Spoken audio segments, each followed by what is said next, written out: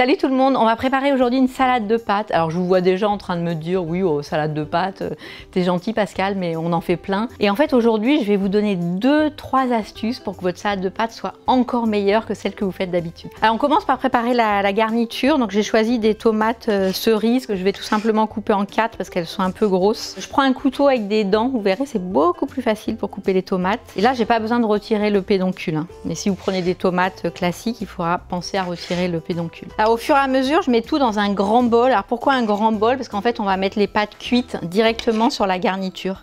Donc je prends un bol qui est assez grand pour mettre toutes les pâtes.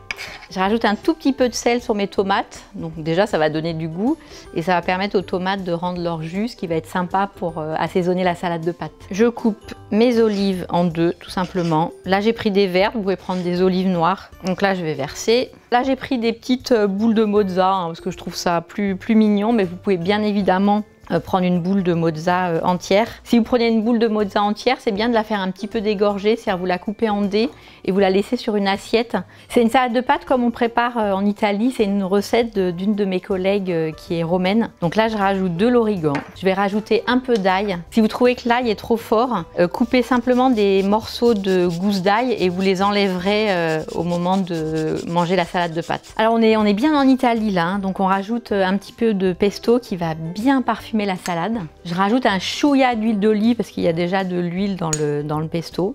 Voilà, là je mélange ma garniture. Donc là on a terminé la garniture et pendant ce temps on a fait bouillir l'eau. On va passer à la cuisson des pâtes. Je fais cuire mes pâtes dans une eau bien bouillante. Pour la salade de pâtes, c'est important de prendre des pâtes courtes, donc comme des penne ou des fusilli comme on a aujourd'hui, ou alors des orecchiette, ces pâtes qui ressemblent à des bouts d'oreilles en fait. Les pâtes sont cuites, c'est important de les ajouter à la garniture pendant qu'elles sont encore bien chaudes. Je vous expliquerai pourquoi après. Et surtout, on les rince pas et on les laisse surtout pas refroidir. Et là, je vais mélanger de suite.